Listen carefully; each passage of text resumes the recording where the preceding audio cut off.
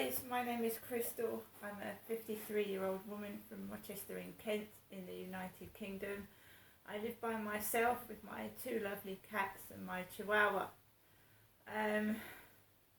This is a difficult time for all of us. Queen Elizabeth II has obviously died. However old Queen Elizabeth was, she was 96, and I think we were all expecting it at some point, but not right this month, because she always portrayed herself as a strong woman, and 2 days before she died she was shaking hands with Liz Truss, our new Prime Minister. So it's come as a complete shock. It has to me, because she did look thinner, but she was still strong, standing up and doing her duties right till the very end. So it's also very upsetting. And it was a shock for me. Even when I heard that she had the medics in there, I didn't think she was going to die. I think everyone was going about their business, because our Queen has always been strong. And it's a shock when someone dies anyway. And it was a shock for me. Anyway, I live by myself. I've got a mum who suffers from a mental illness, and I don't think she realises sometimes. She just carries on like a child. You know, whatever happens, she still laughs, she carries on, and like nothing has happened. And that is also upsetting for me, because when my sister Amanda died in 2011, my mum would not go to my sister's funeral.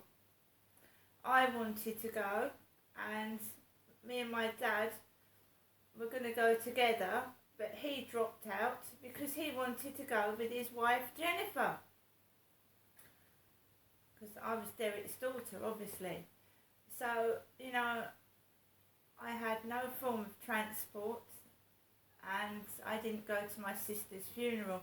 I did want to go, but my mum wouldn't go, and because my mum wouldn't go, my dad wouldn't go.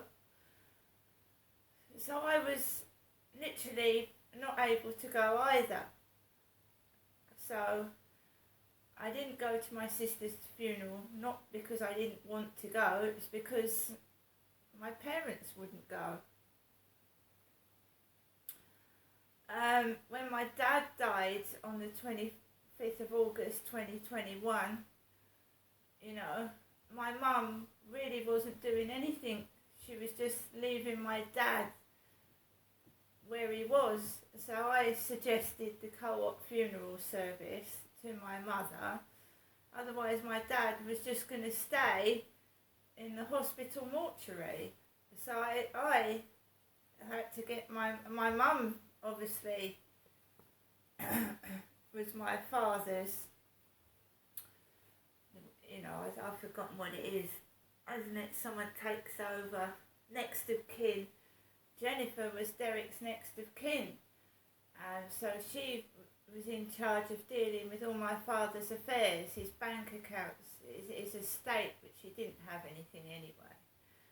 I was just there to help my mum, who took full control. Even though she's got a mental illness, she took full control of everything my dad had and still has, and the things that have not been shut down, and he's been gone for over a year. I wanted my dad to have a bit of a bigger funeral than that, but there was only 3 of us there, Charlotte, me and my mother. He did have work colleagues, but my mum wanted to keep it quiet. So he had a very quiet funeral, and you know, but I was there at my father's funeral, and you know, it wasn't a grand affair, it was really cheap and cheerful. And I cried, because a funeral is upsetting, and afterwards you get all depressed and upset. It brings your own mortality to the forefront, so you start thinking about oh my God, life is short and you need to be with someone. But I live by myself, and a lot of people do. A lot of people older than me that are going to find this very distressing, very upsetting, and they have nobody. But I, as life goes on and you go through the trials and tribulations of life, and some people's lives are very traumatic and they suffer greatly, and some people go through life smoothly with everything falling into place. Some people have very large families, uncles, aunts, but my mum's family I don't see. So Uncle Malcolm, Uncle Rodney, Auntie Linda, because they're my aunties and uncles. Malcolm and Rodney are my mother's brothers. They don't come down to see me or my mother. I have got other members of the family, but they've never bothered with me. Since I left Gloucestershire, nobody's bothered with me. Basically, my nanny Hal, she died. My mum didn't go to her mother's funeral, so I didn't say goodbye to my grandma. My uncle Graham was killed in a pub, in a brawl in a pub. So he died. I hadn't seen Graham since I was a kid. So my family, to me, I haven't got any, apart from my mum and my sons and my daughter. That's all I have, because, something happened in Gloucestershire where I was forced to come down to Chatham, and nobody spoke to me really much anymore. And I found it difficult and struggled to be on my own to start with. I hated it, but now I've come to accept it, because you want the right sort of company, not the wrong. And I was getting the wrong sort of company at Lansdowne Court. Now I've got the right sort of company, myself. And believe you me, a pet does keep you company. It makes you go outside. Even when you don't want to, it's company and you get fresh air.